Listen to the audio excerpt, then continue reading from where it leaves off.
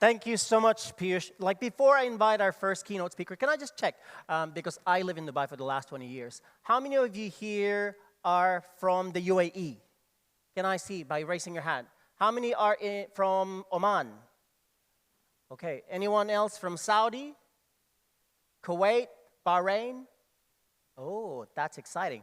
All right, how many of you are HR professionals? So it is a room full of HR people. So exciting things because we have, as I said, there's a great lineup of speakers today. I hope that it's not a one-way learning, that you also, within your table, that you can exchange ideas. Like what Piyush said, there are workshops today and tomorrow. So that's a great opportunity for you to maybe talk about some of your pressing issues, maybe collectively solve these things, but also interact with our speakers today because there are opportunities for you to ask questions to all our speakers today. So without further ado, I would like to welcome on stage our first keynote speaker today, who will be talking about Love at Work, Igniting Innovation, Leadership, and Growth in Digital Age. Our speaker for today is the UAE's #1 executive coach. He's globally recognized business thought strategist, author, and professor of strategic management at Monarch Business School. He has 25 plus of experience of working with over 150 countries from across 30 countries, consulted for Council of Europe, World Banks, tech startup, multinationals, and government. He also holds a master's in leadership and business and a UK PhD, and as well as Swiss DBA. He is also an author of Spartan CEO, 6 Pillars of Executive Performance. So quick also trivia, this person is not only academically excellent, but this person is also a Spartan racer. So you're not only going to be seeing him in rooms like this, but you're also going to be seeing him like crawling and jumping and running around in muddy areas. So without further ado, please join me in welcoming on stage our first speaker, Dr. Corrie Block. Thank you so much. Thank you. All right, I'm not going to need this. Just one slide today. So I feel a little bit ill-equipped to be at a digital talent conference because I don't have anything digital for you. I have no app. I have no website. I don't even have any slides. So I feel like, oh goodness, I've completely failed and I haven't even started yet. And I know we've got other speakers today that are going to talk about artificial intelligence, so I'm going to leave all of that to them, to those experts. And today, this morning, I want to start with a simple conversation about what I think is probably the least artificial intelligence that we have. It is easy for a leader to lead through fear, but it is a rare leader that leads through love. Do you know who said that? Anyone? Sheikh Mohammed bin Rashid Al Maktoum, ruler of Dubai. And I got to wondering, what did he mean by that? What does it mean, lead through love? If we're organizational leaders, and if we're the heads of HR, and if we're the people in our organizations, what does it mean for us to lead through love and encourage our leaders to lead through love? What does that mean? I've not heard that before. I grew up in a really loving home. When I was a child, I was told that I was loved every day. My parents were like, I love you, Corrie. And, we were told to love our brothers and sisters. Even when we hated our brothers and sisters, we were told to love each other. And we were told to love our neighbors. And I went to church every Sunday, and the minister told us to love one another, and that's what we were supposed to do. So I grew up in a very loving home, in a very loving neighborhood, in a very loving environment. And then every day, my dad gives me a big hug, says, Corrie, I love you. And I'm like, Dad, I'm 50 years old now. You have to stop. This is embarrassing. I'm kidding. Yeah, I know. Anyway, that was my growing up years, right? But then I grew up, and I realized it was all just a big lie. Because you know what? You know what happens when you grow up? You become an adult, and when you're an adult, you get a job. And then you have to spend half of your life every day with people that you are not supposed to love. Well, it's shocking for someone who was raised in a loving environment to find out that you're not supposed to love the people that you're spending half of your life with every day. That's shocking. Oh. And if by some horrible circumstance you end up loving those people that you're working with, you definitely should not tell them, because that would be deeply, deeply unprofessional. So there I was, 30 years in corporate life, secretly loving people that I was working with and never telling them, because that would be deeply unprofessional. Until one day, 7 years ago, I will never forget it. It was in Dubai. I was restructuring a $600 million fashion company, and it was a Friday afternoon. I was on the phone for about 45 minutes with the CEO. We were discussing the impact of some of the changes we were going to institute on Monday in the communications plan, because we were going to really hurt some people, and we knew it, and we didn't know how. We were trying to figure out how to make this conversation as positive as possible and supportive as possible. And I remember I was really emotional, and he was really emotional, and at the end of the conversation, I was at my car, and he was at the office, and I said, listen, good work. I'll see you on Monday. I love you. Bye. Instantly, I was dying on the inside. No! Did I just tell the CEO of a $600 million company that I love him? But then I heard it, I was lowering the phone, and I was looking for the big red button to end the call as fast as I could, and then I heard it through the tiny little speaker at the top of my phone. He's like, good work, Corrie. See you Monday. Love you too. Bing. And that was it. We never spoke of it again. Nuh-uh. You're not supposed to talk about love at work. But why not? Maybe it's confusion, maybe it's the word itself. Word love is incredibly meaningful but impossibly imprecise. Like on the most meaningful side, or the most committed side, I can say I love my children. I love them. I love my children. I would sacrifice everything for my children. I think you would too if you've got children, right? Anybody parents in here? I love my children. But then on the casual side, I love chocolate. I really love chocolate. And I love Matt Damon. I've never met Matt Damon, but I like all of his films, so I think we would probably get along really well. So I say, I love Matt Damon, and I love my children. And neither end of the child chocolate spectrum has anything even remotely to do with romance, which is probably why we don't talk about love at work. Am I right? Because if I were to walk into your office and say, I love you, you'd say, well, what do you mean by that? Right?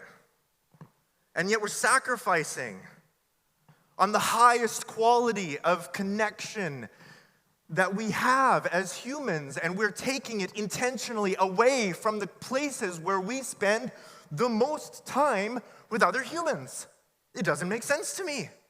I read 100 books a year on leadership and management. A dozen of them will be about empathy in leadership, shared values, belonging on teams, psychological safety. But where's the book on the highest form of any of those things? The highest form of empathy and shared values and belonging and psychological safety is love. And we don't talk about that at work. And I think we're missing out. Did you know that employees who don't feel that they have much say in the job that they do or how they do it are 21% more likely to die in general and 50% more likely to die of heart disease specifically than those that do? That is the human cost of low job control. Do you want more science?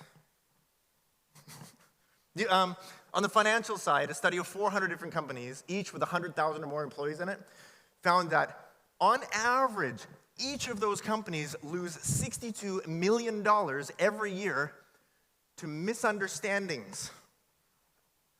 That's the financial cost of employees not feeling understood. Okay, look. If we're going to get to loved, we have to start somewhere, right? So in order for an employee to feel loved, they first have to be valued. And in order for them to feel valued, they first have to be understood. And in order for them to feel understood, they first have to be heard. And in order for them to feel heard, they first have to be included.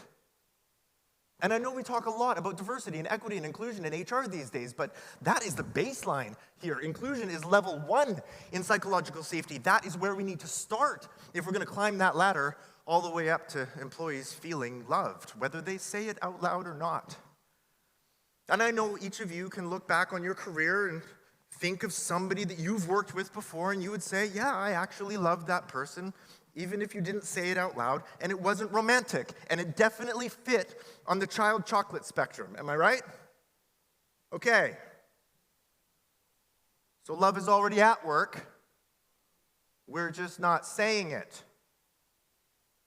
And we're missing out on the benefits of saying it. Did you know that one study showed that in a number of companies, if 40% of the workforce claims to have a best friend at work, if you would raise that number from 40% to 60%, those companies on average would gain 12% on the bottom line.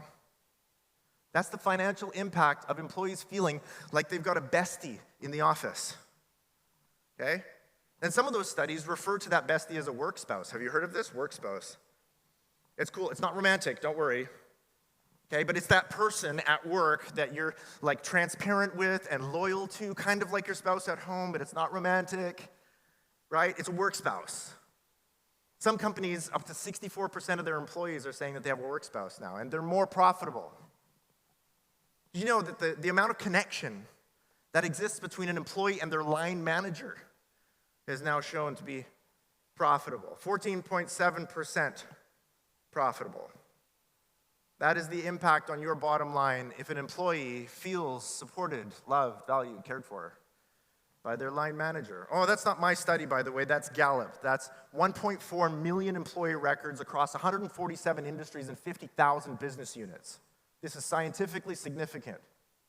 I'm a scientist at heart, so I wouldn't be saying it if it wasn't. That's how loved up people impact the bottom line. So you know what? You know what I think we should do?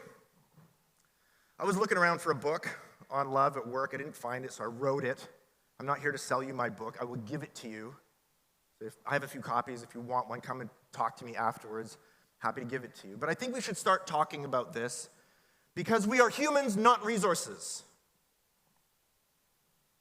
Humans do not behave like resources. Humans do not behave like capital.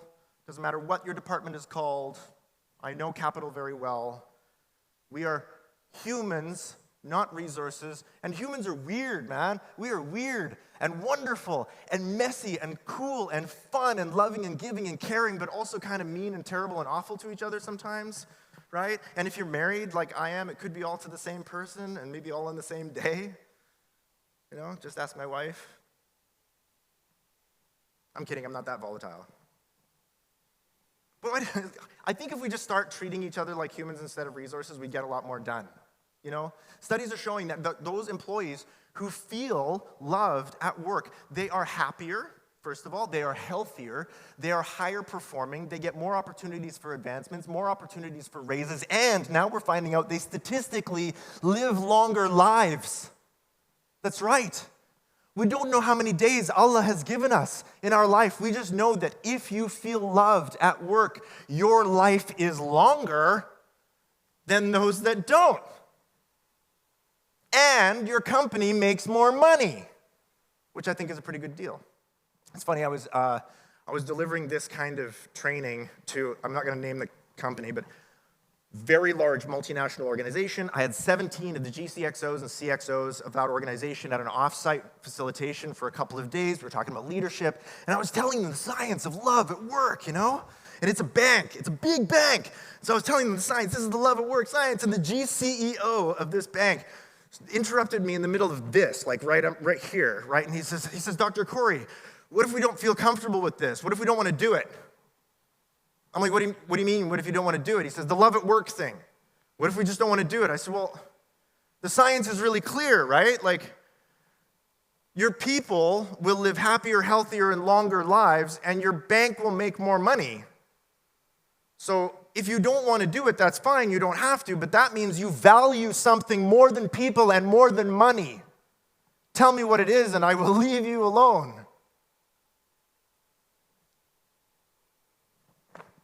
You know what I think we should do? And this is where I'm going to need your help. I think we should start a pro-love movement at work. Can we do that? I'll tell you what I did. A little while ago, I started to sign off all of my emails. Love, Corrie. That's it. No more sincerely, no more best wishes, no more best regards to everybody, by the way, okay? Strangers, friends, clients, suppliers, vendors, members of the royal family, ministers of government across multiple governments. I just decided, like arbitrarily on one day, that I just wanted to insert a little bit more love into every email communication I put out, even when I was angry.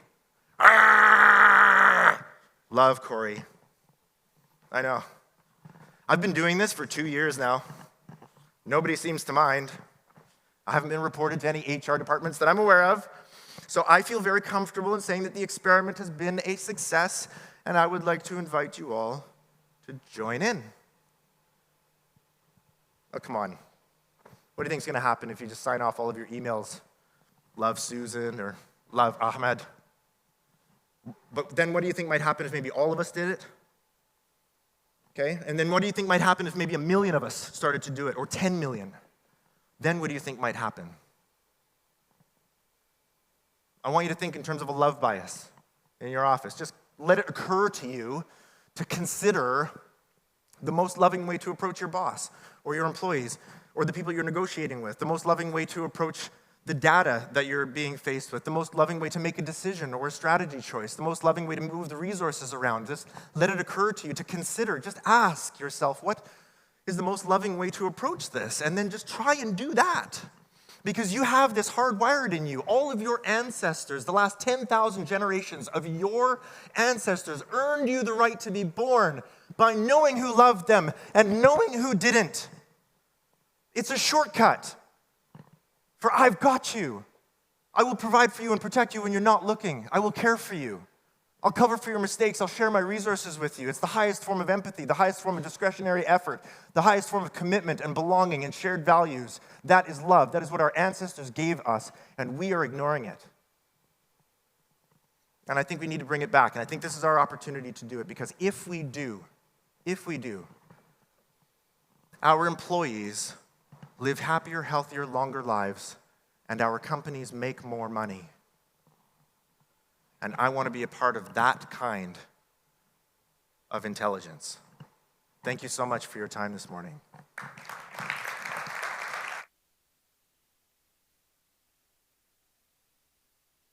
I've got lots of time. Any questions?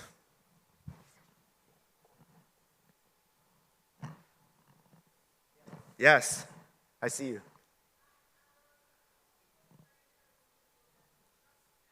Yeah.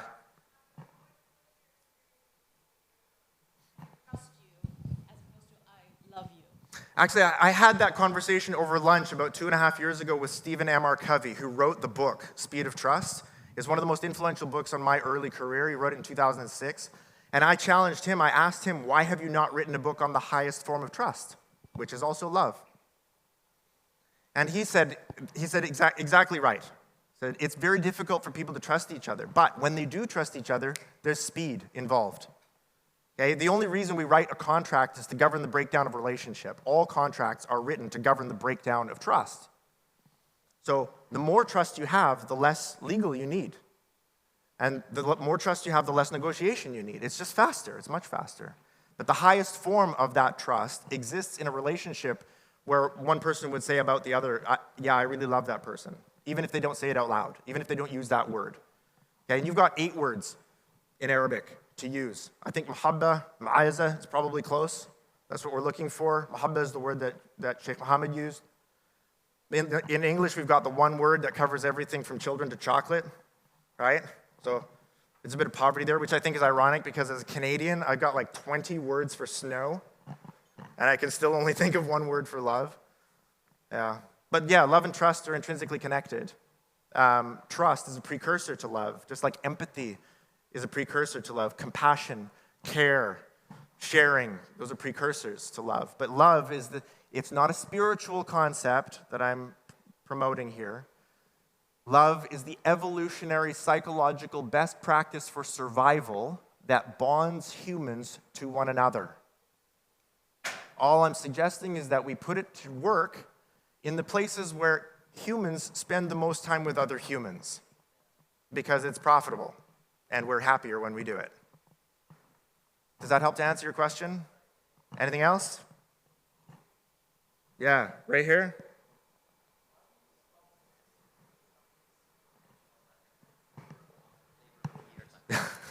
I know. I was actually thinking about this. Like, I really don't want love to become performative, like a tick box exercise. Could you imagine, like, on a performance review, how loving is your manager? 1 to 10, right? Well, my manager's like a 7, loving.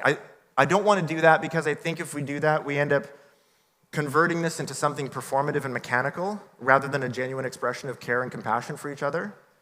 What I'd rather do, instead of creating programs out of that, I think we should just normalize the expression of platonic love.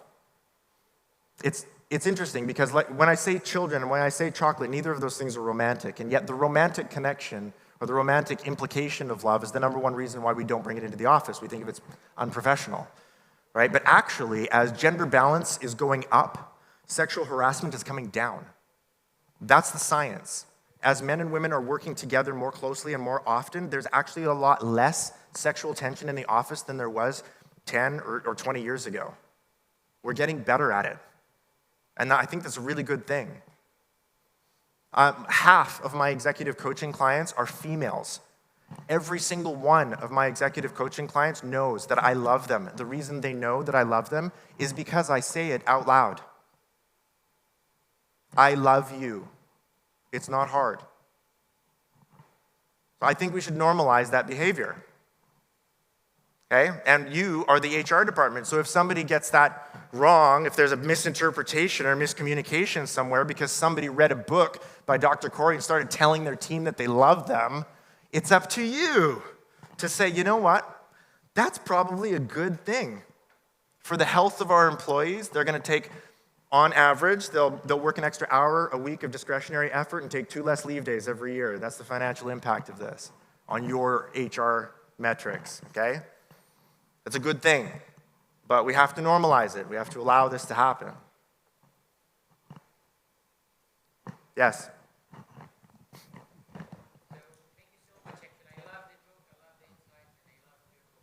I love you. Yeah, thank you so much. This is Hamid Al-Abri. I'm from Oman, Petroleum Development Oman. Amazing. So, everything is really fantastic. This, equation will definitely work in some organization better than others. We are having a challenge on culture, Yes. especially in this region where maybe you said the chocolate and we grow up and, having that love.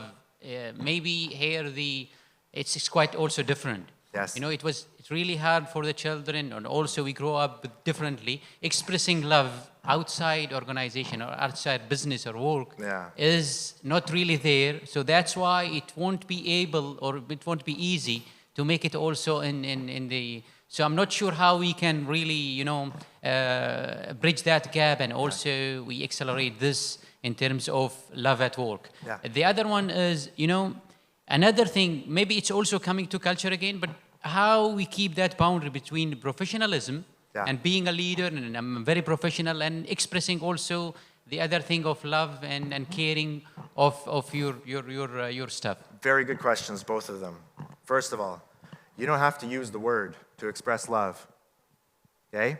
You know this because you've done it. All of you have worked with somebody in the past that you would say inside, you would say, I love that person, and I never told them. That's okay. Okay? I'm saying that it's going to be more profitable if we're overt, because that's what the science is saying. Don't follow me, follow the science. That's what I'm doing. But you don't have to use the word. If people in your organization feel loved and supported, most importantly by their direct line manager, that's the most important relationship. The amount of, and the way that we measure this in neuroscience is oxytocin. The amount of oxytocin that's produced in the brain of an employee when they're talking to their direct line manager has a 14.7% variant impact on your bottom line as an organization. That's the science. So we want them to feel loved, cared for, supported, even if we don't use the word. So culturally speaking, pick a word, leave the word out. I put it in every email I write because I wanted to prove a point. I write to your royals, okay, and I say love at the bottom of my email, and they don't question that. Nobody's writing me back going, well, what do you mean by that? Okay? We're beyond that. We're more mature than that, which is why I started this talk with Sheikh Mohammed's quote. And I'll end with Khalil Gibran, who said, work is love made visible. And I completely agree with him. I think that it's time we take the brightest light that we have and flood the darkest corners of our organizations and see what happens. Because that's something we haven't done yet. That's your first question, right? Second question? Of course. I care for my children and I love them, and I tell them I love them even when I'm correcting their behavior. So correcting their behavior and expecting them to behave a certain way in a certain context doesn't mean that I don't love them. I correct their behavior and I provide critical feedback even to my children because I love them. One of the things that I found very interesting working in this part of the world, and keep in mind I've got a lot of history here. I've got 16 years in the region. 5 of those years were in Yemen. I have a PhD in Islamic history. I speak a bit of Arabic, not great, but I'm okay. Right? One of the things I found really interesting here is that critical feedback is viewed as shame. I can't provide critical feedback for my team because I don't want to shame them. When it's exactly the opposite. Withdrawing or withholding critical feedback is shame. Honor and honesty are the same word.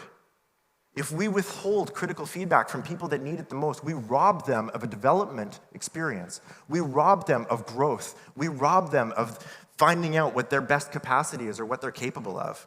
We rob them of the best of what Allah has given them in terms of their strengths and their growth potential and their development and their career trajectory and their ability to provide a good quality of life for their family. We rob them of that because we think critical feedback is shameful? No. Withholding critical feedback is shameful. But critical feedback can only be delivered in a kind of relationship where you would say you love that person. Otherwise, it's just critical. Does that make sense? The highest form of critical feedback can only be accepted in a relationship where the two people would say that they love each other, even if they wouldn't say it out loud. One board member can say to the other, you're being a jerk right now, you're being selfish, you're thinking only about your own department, and you need to broaden your view. This is hurting your career. And that other board member will only accept that kind of raw critical feedback from somebody they know for a fact loves them and has their best interest at heart. If we get to this level of relationship in our leadership, there's no telling what we're capable of. The science is proving that already. I want you to just consider that for your work environments. I think I'm probably out of time now, yeah? Thank you so much for sharing your time with me. I really appreciate it.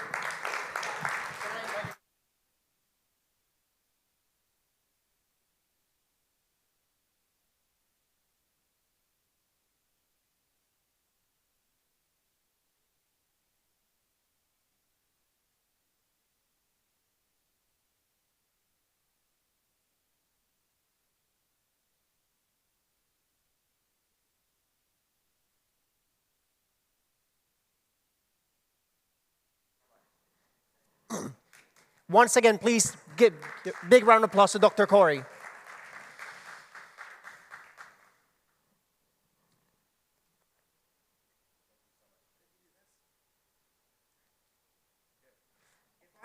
Here, I've got a few copies of my book on the table. I'm going to make a trade with you. You're allowed to take a book only if you secure a cup of coffee between me and your CHRO or your CEO so we can talk about this. Thank you, Dr. Corrie. Thank you so much. Thank you so much.